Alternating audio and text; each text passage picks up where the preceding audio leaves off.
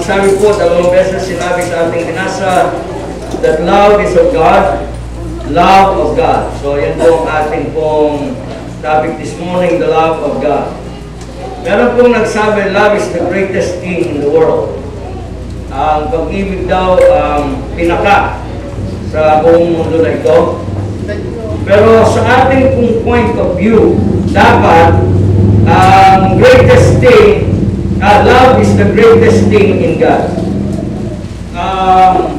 Pinaka na dakila na bagay sa Diyos ay ang pag-ibig. Okay? Ang sabi, without love, His justice would cut us off. Kung walang pag-ibig, yung katwiran ng Diyos ay, ang sabi, cut us off. At yung kanyang kabanalan would put us out of His sight. Dahil hindi po tinotolerate ng Diyos ang di kabanalan. At His power would destroy us. Kung walang pag-ibig, sana po lahat tayo nasaan na. Okay? Love is the one hope of sinners. Pag-ibig po ang isang pag-asa ng mga makasalanan. Okay? So, ang sabi po, that our greatest concern should be to discover God's love to us. Ang ating pong concern dapat ay atin pong madiskubre ang pag-ibig ng Diyos sa atin. Sa kalikasang moral pala ng Diyos, meron dalawang bagay. Okay. Ang sabi, God is to be two things. He is light and He is love. Ang sabi po sa atin, ang Diyos ay ilaw at ang Diyos ay pag-ibig. 1 John 1:5, ang sabi sa atin, God is light. Ayan, binasa natin 1 John 1:5. Anong sabi sa atin? This then is the message which we heard of Him and declare unto you that God is light and in Him is no darkness at all. God is light. God is love. Ang sabi sa atin dito, darkness stands for sin and ignorance. Ang kasalanan at ang kawalan ng kaalaman, yun po yung darkness. Okay? And then, light is a symbol of holiness and understanding.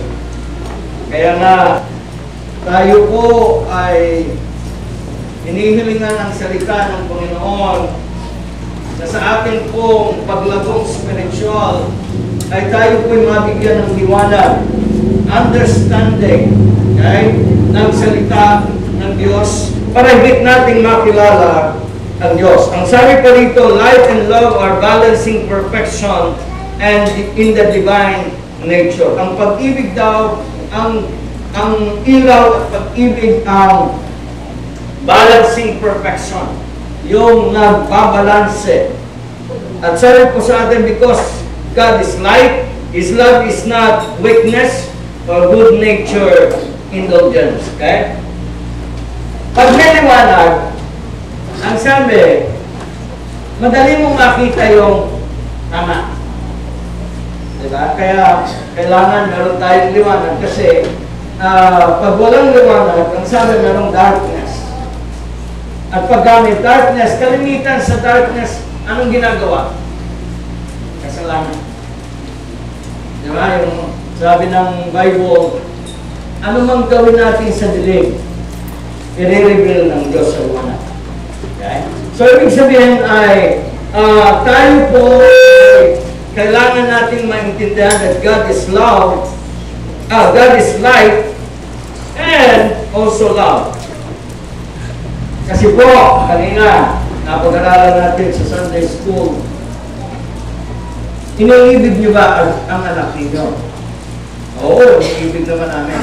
Tanong lang ay, tama ba ang pagpapasunod niyo sa mga anak niyo dahil mahal mo sila? Kasi, sa Diyos po, hindi pwede na mahal kayo ng Diyos. Ito-tolerate kayo ng Diyos. Okay? And mamaya, pag-aaralan natin yung anong expression ng pag-ibig ng Diyos sa atin. Sabi pa,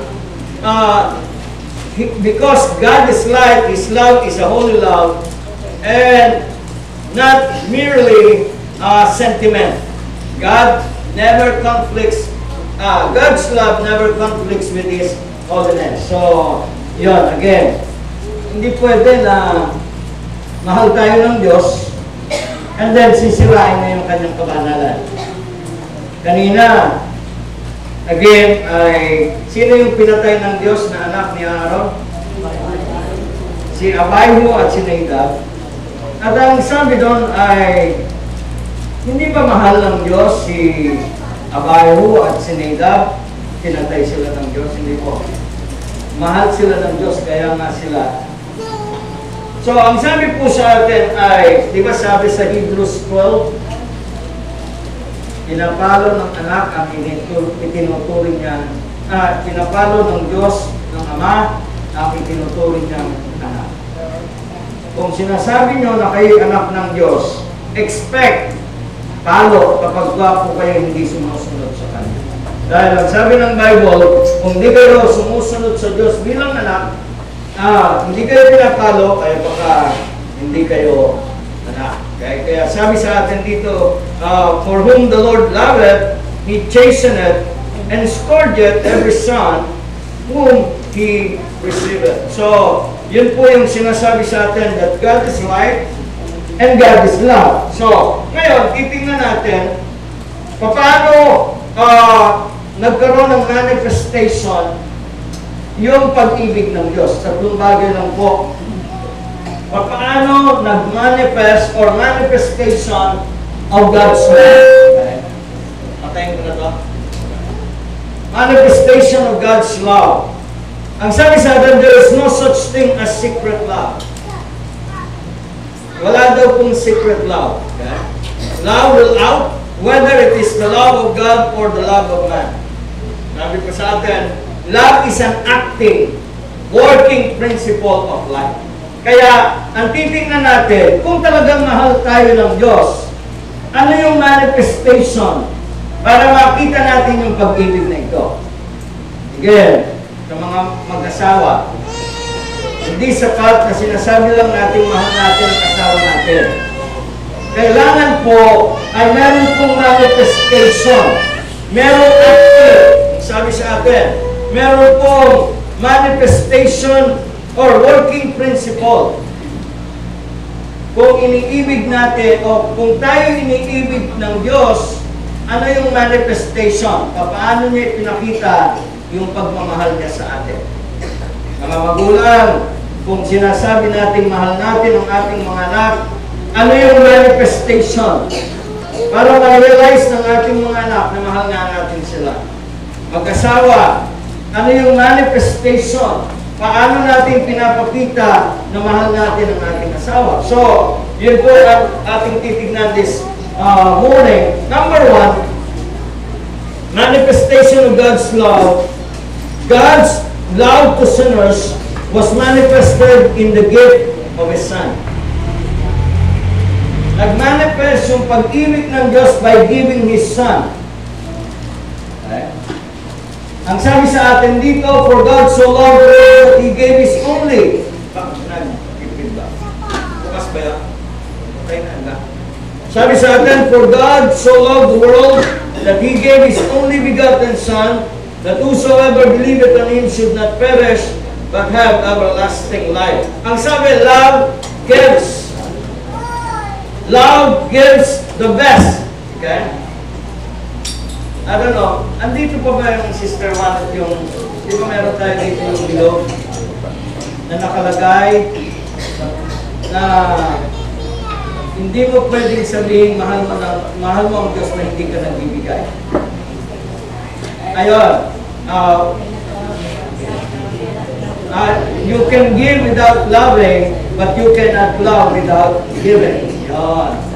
Ang sabi sa atin, ang Diyos po ay nagmahal. Kaya, ang sabi sa atin, He gives. Hindi lamang He gives, kundi ang sabi, He gives His best. Ang sabi, for God so loved the world that He gave His only begotten.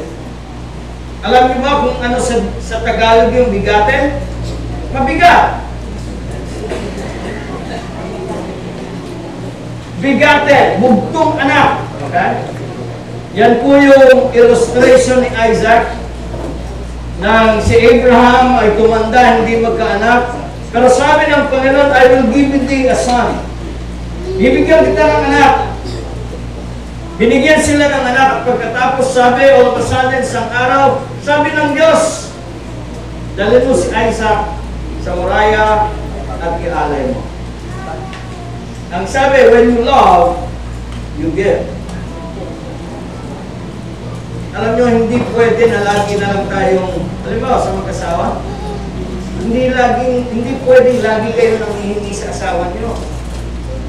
Lalo pera, mga babae, huwag lang ko nanghihingi. Ang sabi doon, hindi laging tayo ang humihingi. Kung tayo umiibig, tayo ang magbibigay. Kaya nga kung alam natin yung principle na yan, mas kakaunti ang away ng mag-asawa. At kung meron man, hindi magtatagal, magtatalikutan. Kasi, ang principle is this. Kung umiibig tayo, then we give. Not only we give, but we give our best. Okay? Alam nyo, sa totoo lang, kaya ba natin bigay yung best natin? Una, sa Diyos. Opo naman eh. Kasi, ang nag-set ng example sa atin, Diyos din. When He give His best. Di ba, ano yun? Better, best? Ano yung susunod? Good, better, best. Good, better, best. Pusoy. Hindi pwede yung good lang. Pag umiibig, pwede na yan. Di ba yung ganun eh? Meron ganun eh, pwede na yan. Hindi pwede yung better lang. Ang kalooban ng Panginoon sa atin is best. Yung nga yung sinasabing pili ka ng pili, pili mo pala yung unique.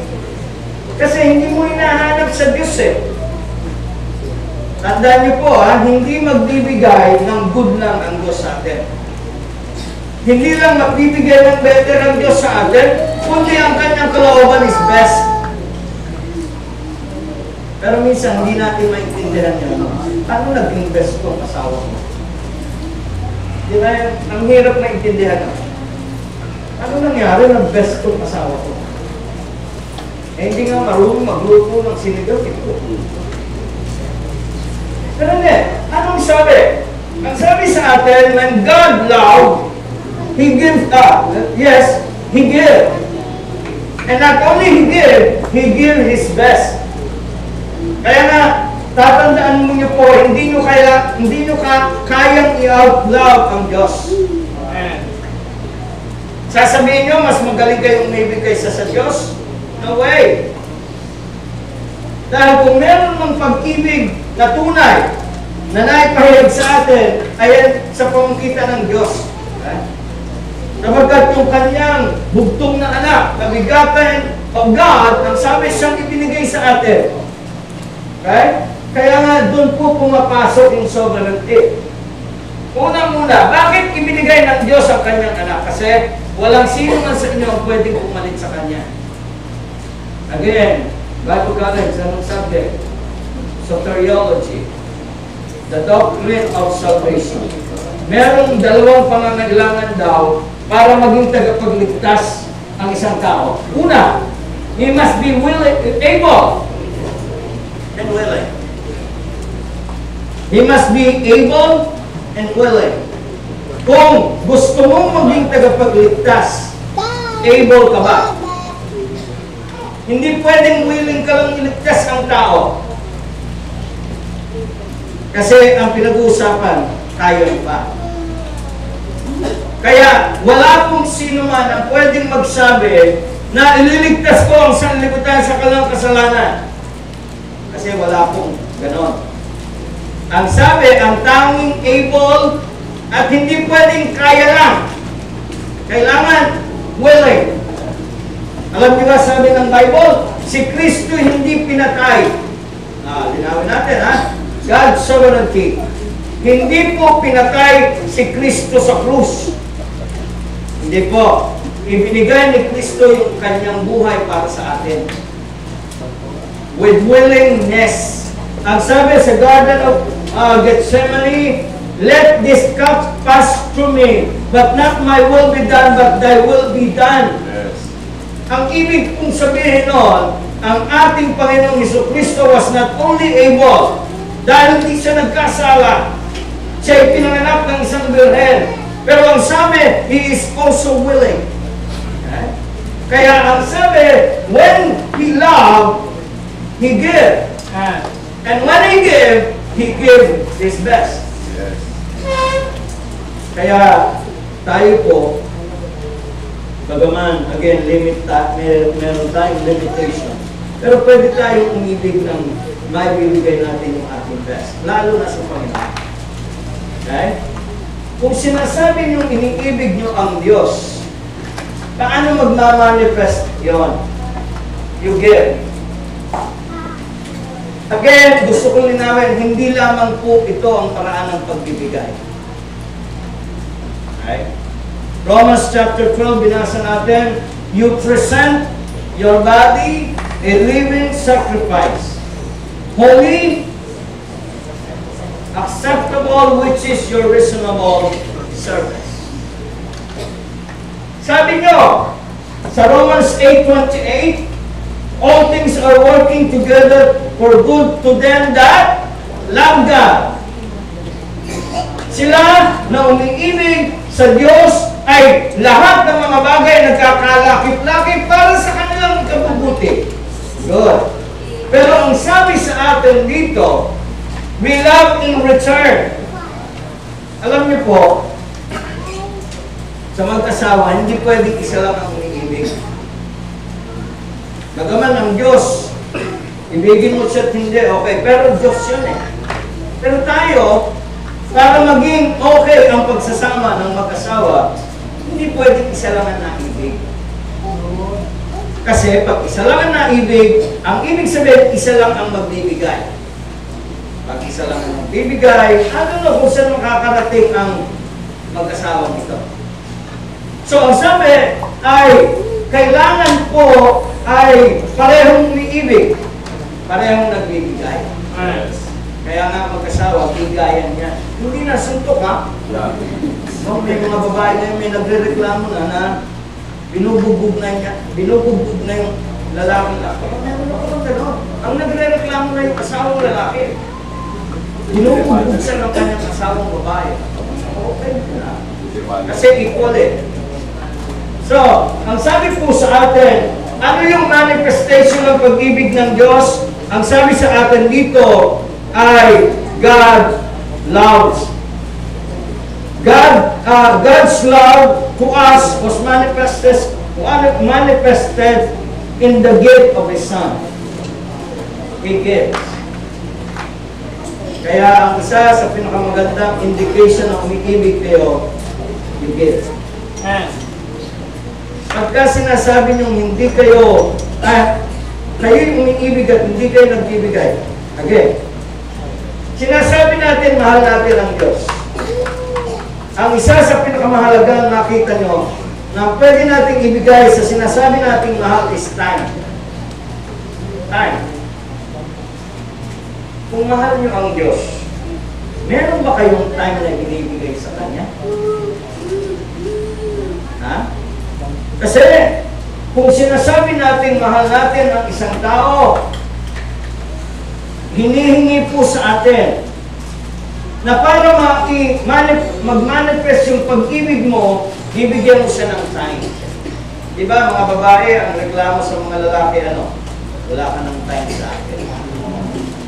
Kahit pa nagtatrabaho ng mabuti yung asawa nyo, at wala kayong time sa asawa ninyo, I believe, hindi po tumitibay yung inyong pagsasama. Hindi ba ang isang mahalaga sa pag-ibig ay communication? Di ba yung nag-uusap? Paano kayo mag-uusap? Lagi kayo magkaiwala. Wala kayong time sa isa't isa. Ganun din po sa Diyos. Gusto nyo bang ipahayag sa Diyos? Hindi pwedeng Diyos lang ang nagpapahayag ng pag-ibig sa atin. Kailangan, in return, pinapahayag din natin sa Diyos ang pag-ibig natin sa Kanya. By giving God time in prayer. Hindi ba sabi ng Bible, when we pray, we go to our closet and we talk with our God. That is time. That is effort. May effort din na nilalagay. Ang Diyos, anong effort ang ginawa niya? From sa langit, bumaba ang ating Panginoong Jesucristo, ipinanganak sa sabsaban, and after 33 years pa, crucified on the cross. Hindi ba effort yan?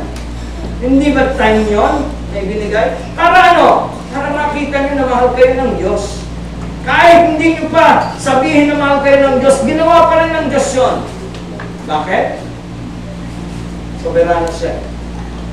Kaya ang sabi sa atin, when God loves, He gives. And when He gives His best.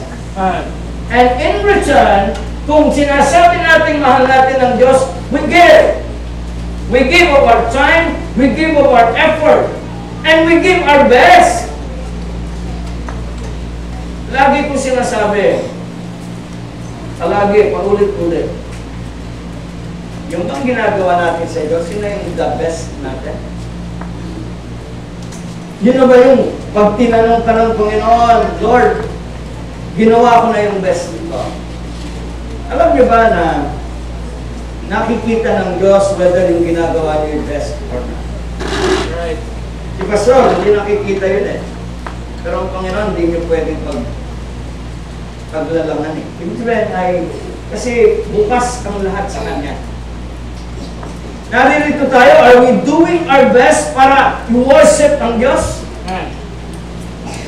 Are we giving our whole body and yung ating kamalayan sa pag-worship sa Diyos this morning? O meron tayong ibang iniisip? Kaya nga sinasabi natin, pag pupunta tayo sa sambahan, make sure na empty yung ating mga kaisipan para mapunuan ng salita ng Diyos. Iwanan muna natin yung mga kabigatan natin na dinadala natin. Baka kasi ito na yung para yung kabigatan niyang maalis. Eh kaso habang nag-worship tayo, yun ang iniisip natin. Hindi natin ma-absorb yung katotohanan ng salita. Kaya kung dumating ka na empty, aalis ka rin ng empty. Eh di yung purpose na defeat. So ang sabi sa atin, the manifestation of God's love is that when He loves, He gives. And not only gives, He gives His best. Kung sinasabi niyo, mga tatay, na mahal niyo asawa niyo, you give time to them, you give effort to them, you give your best to them. Ganon din naman ang mga nanay. Hindi naman pwede puro na naman lalaki lang aasahan yung magbigay ng best. Kayo din. Kung magkano yung binigay sa inyo, ibili nyo ng ulam, iluto nyo ng best. Hindi naman ibig sabihin, ganito lang binibigay eh. Kung yan lang ang binigay, gawin mo yung magagawa mo para mapasarap yung ulam. Ganun mga ang bigay sa inyo eh. Yung lang binibigay, pero huwag na natin sarapan. Yeah. Ang ulam ay sumasarap pag may kasamang pagmamahal. Di ba? Totoo yun. Kahit anong ulam, basta yung mag-asawa ay nagmamahalang, kasarap. Kaysa yung ang sarap-sarap ng ulam, ang tabang naman ng pagmamahal. Nako. Kahit hindi ka pa mag-Burger King. Yan yung masarap para sa kakain. Lalo, nagmamahalan po kayong kakain, susukuhan po kayo ng kaya, anong sinasabi natin? When we love, we give. Kung pwede naman, palampasin na. Palampasin na naman. Pagka naman pwede nang, para for the sake of yung pagsasama ay maayos. So, ang sabi sa atin, yung manifestation ng pag-ibig ng Diyos is by giving.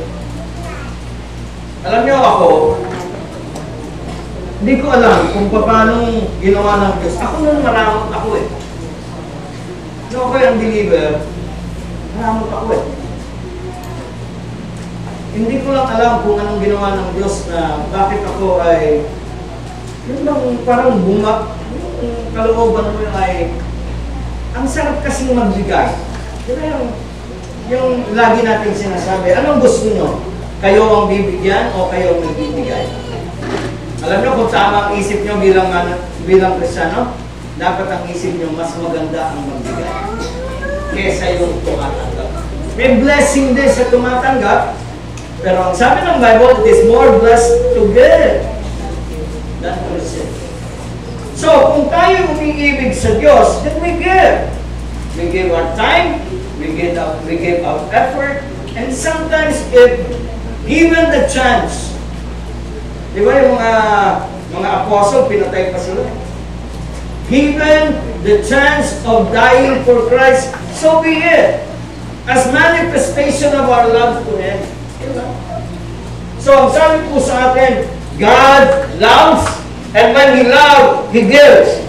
Not only give, He gives His best. Number 2, God's love is manifested in the new birth. Romans 9:8. Ano ba kayo nung kayo ay hindi paligtas? Hindi pa kayo ipinapanganak na muli. Romans 9:8.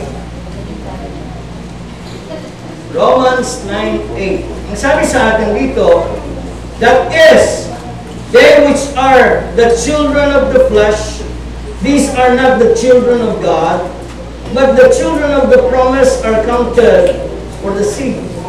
The children of the flesh. Okay? Tayo po ay anak ng laman. Pag sinabi mong laman, yan po ay may kaugnayan sa mundo. They that are in the world, ano sila? Kaaway ng Diyos. Tayo po, nung tayo po ay hindi pa pinapanganak na muli, ang ating ama ay ang ating amang diablo, at ang gusto ng ating ama ang ating sinusunod. Yes. At ang end, ang sabi, binulag ng Diyos ng sanlibutan ito ang pag-iisip ng mga di sumasampalataya upang huwag sumilang sa kanilang kaliwanagan ng Ebanghelyo.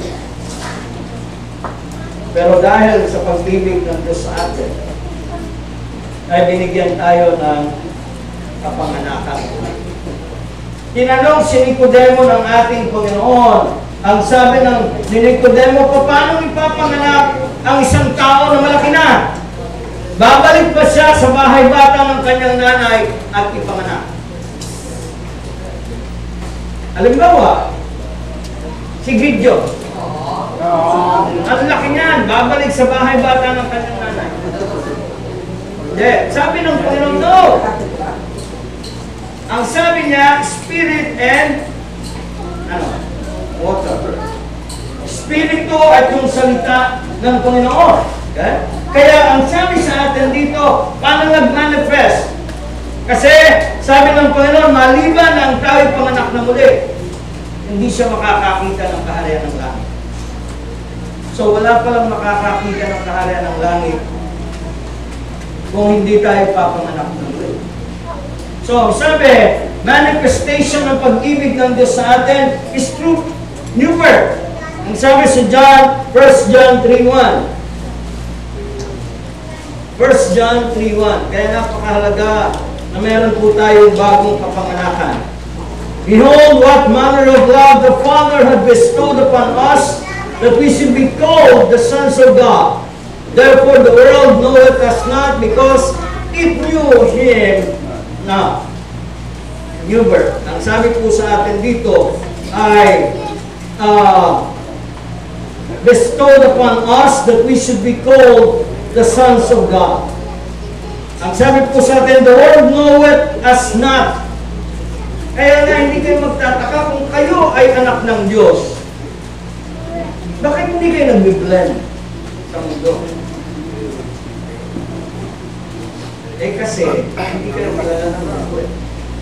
Maliban na lang, nabubuhay kayo sa mundo. Di ba sabi ng Panginoon, God, I am not praying to take them out of the world. Hindi ko pinapanalangin Diyos ko na alsin mo sila sa mundo. Ang sabi ng Panginoon, ingatan mo sila sa mundo. Kaya hindi kayo magtataka pag tumatayo kayo sa katotohanan, hindi kayo kilala ng mundo. Magtaka kayo pagka masyado kayo kilala ng mundo. Okay? Magtaka kayo kapag kayo masyadong sikat sa mundo. Baka kasi, kaya kayo sikat, eh walang nakikita ang pagkakaiba sa inyo. Okay? Kaya ang sabi sa atin dito, God's manifestation of love is through the new birth. Bagong pagkatao, bagong nilalang. Okay? Napakagandang bagay na maintindihan natin, yung manifestation pala ng Diyos sa atin, sa kanyang pag-ibig, para bigyan tayo ng bagong kapanganakan. Anong kahulugan ng bagong kapanganakan? 2 Corinthians 5:17. Kung ang sino man ay na kay Kristo, siya'y bagong nilalang. Hindi pala pwede na ipinanganak ka lang. Kailangan pala, ang sabi doon, kung bagong panganak ka, bagong nilalang ka rin. Kaya nga, yung bagong panganak, anong sinusunod na ginagawa ng magulang? Iniisipan ng pangalan. Nung bagong panganak ka na, may pangalan ka na. Nung panganak ka, nag-iisip pa lang sila. Di ba? Nag-iisip pa lang magulang mo. Bakit gano'n? Kasi bagong panganak ka eh. At pag bagong panganak, ang sabi ng Bible, bagong nilalang.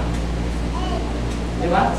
Hindi pwede na bagong nilalang ka, bagong panganak ka, bagong nilalang, walang bago sa iyo.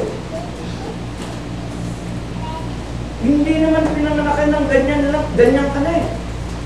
Pinanganakan na bagong nilalang, di ba? Ang sabi doon ay, kung ang sino man na kay Kristo, bagong nilalang siya. Sana nangyayari sa atin.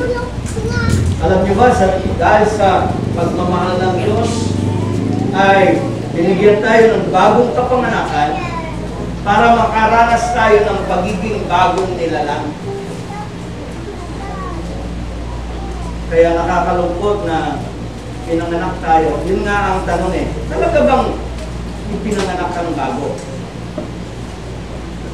Bakit hindi ka nagbabago? Pagka kayo ay nagsasabing kayo ay ipinanganak na muli, at hindi kayo nagbabago, magtanong kayo kasi baka sabi ng Hebrews, baka anak kayo sa labas. Ang ibig sabihin nun, tinanggap nyo ng walang kabuuhan ng Panginoong Jesucristo. Kapag ka po nagkaganon, walang pagbabagong mangyayari sa inyo. Ang nangyari sa inyo ay sama-sama system. Dala kayo ng agos. Naandito sa sambahan ngayon dahil may barkadang kasama. Alam nyo ba na, ang sabi doon, yung salukay na napatanim, di ba meron sa batuhan? Meron, saan ba yung napatanim na merong uminis sa kanila? Sa dawag. Ang sabi, may mga umiinis sa kanila. At sabi doon, dahil sa pag-inis sa kanila, hindi sila nakatiis, nagbalik sila sa dating buhay nila. Ako, masama man sabihin. Pero kung kayo naging, ayan, isa sa subject natin ng Webes, Baptist distinctive. Ang napakagandang laging natatanda na verse, ano yan, huwag mong alsin ang lumang muhon. The landmark. Ang ibig sabihin ng lumang muhon, yun yung katunayan kung anong tinatayuan natin. Okay? At sabi, kung kayo nakakalala kay Kristo, nawawalan ba ng problema ang mananampalataya? Kung sa ano? Hindi. Minsan nga, mas malaki ang problema ang dumadating sa natin kaysa nung di pa tayo mananampalataya. Pero tanong, yun ba yung magpapaalis sa atin doon sa muhon? Alam nyo, dapat sana, pag may problema, lalo tumatag yung pananampalataya natin. Pero hindi. Anong nangyayari sa atin? Ang sabi, bumabalik tayo doon sa dating buhay natin. Alam niyo ba, sabi ng Biblia, masakit lang. Ano sabi? Aso lang ang bumabalik sa sarili niyang suka. Ang ibig sabihin na isuka mo na yan eh. Bakit binabalikan mo pa? Samantalang ang manifestation pala ng pag-ibig sa atin ng Diyos ay bigyan tayo ng buhay na bagong kapanganakan at kasama ng bagong kapanganakan, bagong nilalang. Bakit bumabalik pa tayo? Hindi kaya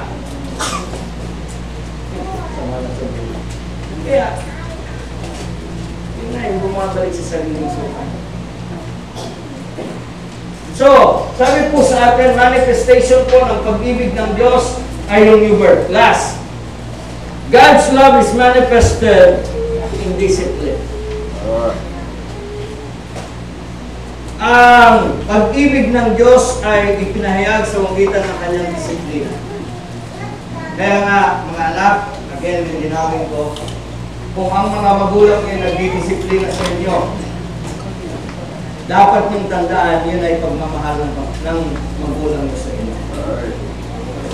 Kung kayo nagre-rebelde dahil kayo ay dinidisiplina, mali kayo dyan.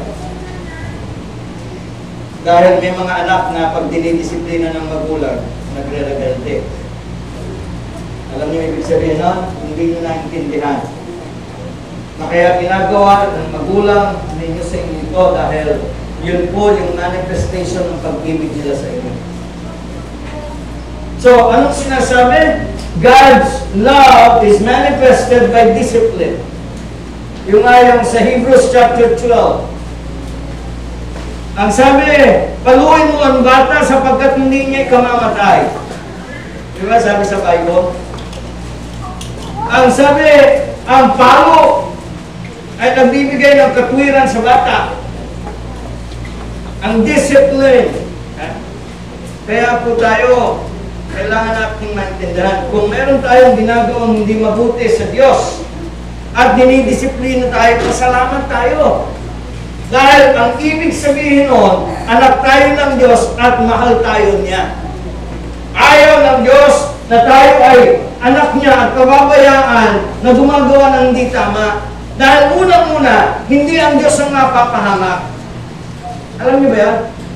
Kung hindi kayo didisiplinahin ng magulang nyo, bagaman may effect sa magulang nyo, yung magiging mangyayari sa inyo, eh kayo magsasuffer.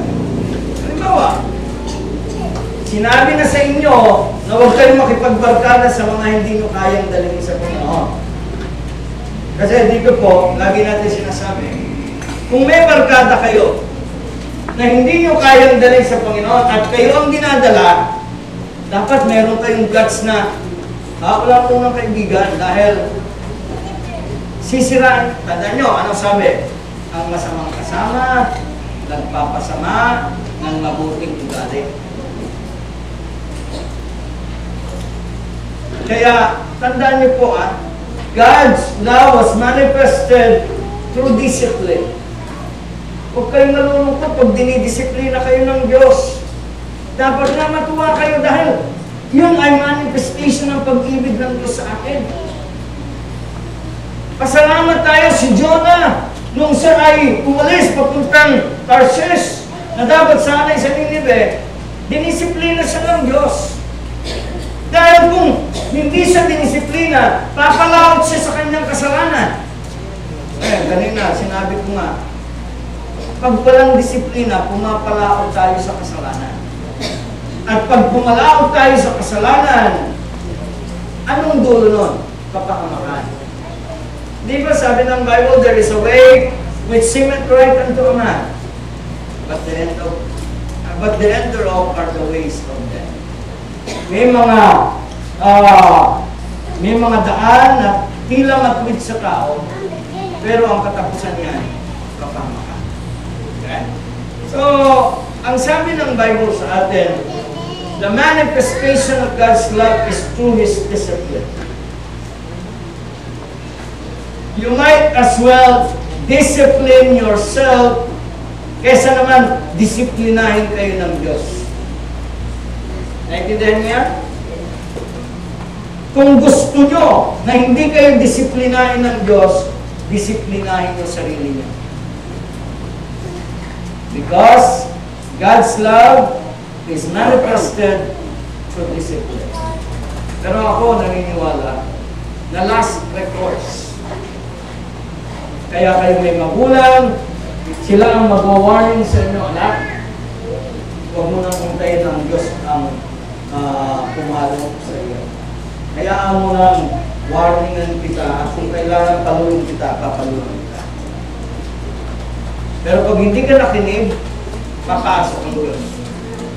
At pag pumasok na ang Diyos, yun ang nangyari kay Abihu at kay Mika. Mga anak ni Eli. Diba si Eli, namatay din yung kanyang anak. Si Eli. Diba? Pinatay din ng Diyos. Alam niyo kung bakit? Buti kay Aaron, sabi kaya, walang sinabi na tulad ng sinabi kay Eli.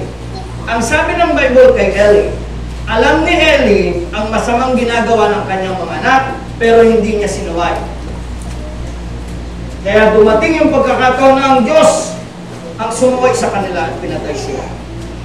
Buti pa kay Aaron, walang gano'n na sinabi na dahil hindi sinuway ni Aaron ang kanyang mga anak, kaya pinatay ng Diyos ang kanyang mga anak. Pero kay Eli, malinaw na sinabi ng Bible. Alam ni Eli ang ginagawang masama ng kanyang mga anak, pero hindi niya sinaway. Alam niyo, ang lungkot siguro ni Eli. Alam niyo nangyari nung mamatay yung anak ni Eli? Nabalitaan niya? Natumba siya, dahil sobra ng laki niya, natumba siya, nauna yung kanyang leeg, namatay siya. At alam mo pa ang nangyari? Yung asawa ng anak ni Eli, nabuntis, ano nangyari? Nakunan. Doon pala yung pangalan, Ikabod. Ang ibig sabihin ng Ikabod, nawala na ang kalwalatian ng Diyos. Right. Huwag na huwag mangyari. Mga anak, na kung dinidisiplina tayo ng ating mga magulang, natuwa tayo kasi mahal tayo ng ating mga magulang.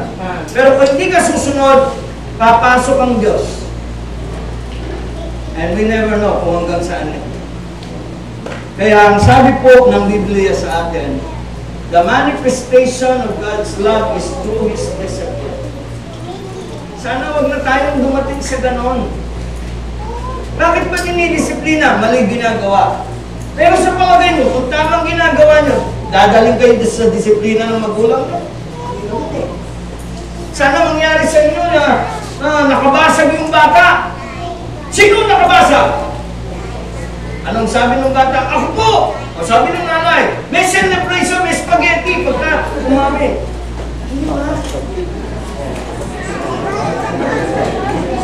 May spaghetti!